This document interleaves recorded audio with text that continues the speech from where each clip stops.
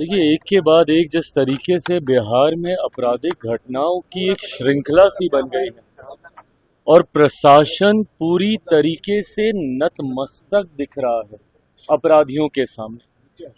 ये बात सही है कि जो ये घटना घटी है ये जितनी निंदनीय है, जितनी शर्मनाक है, कार्रवाई भी हुई, गिरफ्तारी भी हुई, पर पहली बात ऐसी घटनाएं घट क्यों रही हैं?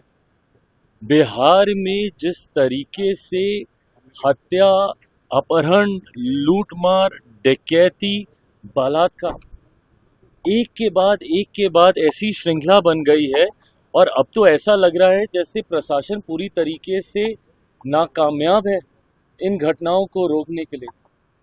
और अगर ऐसे ही चलता रहा तो ये आने वाले दिनों में एक बहुत भयावह परिस्थिति उत्पन्न कर देगा हमारे प्रदेश के लिए। उत्पन्न हो चुकी है। जिन परिवारों ने अपनों को खोया उनका हालात पूछिए, जिन बच्चियों के साथ इस तरीके से दुष्कर्म हो रहा है उनके हालात पूछिए।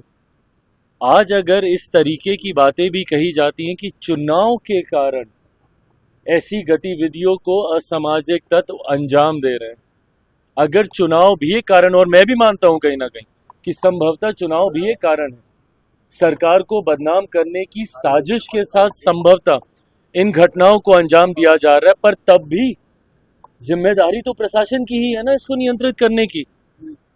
कोई भी अपराधी आपके राज्य में आपराधिक घटनाओं को कैसे अंजाम दे रहा है प्रशासन के रहते हुए? या तो फिर इसमें प्रशासन की मिली भगत है, और या फिर प्रशासन इस पे लीपापोती करने का कार्य कर रहा है, और या फिर पूरी तरीके से प्रशासन निकम्मा हो चुका है और अब इनके बस का नहीं है बिहार और बिहारियों को सुरक्षित रखना। ऐसे में पुनः एक बार मैं बिहार सरकार से आग्रह करूंगा, जरूरी है समय रहते हम लोगों को इसके ऊपर कार्रवाई करने की।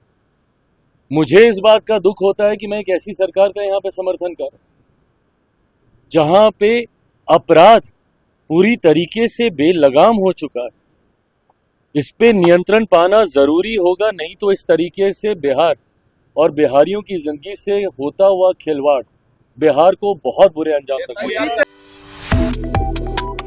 Subscribe to One India and never miss an update. Download the One India app.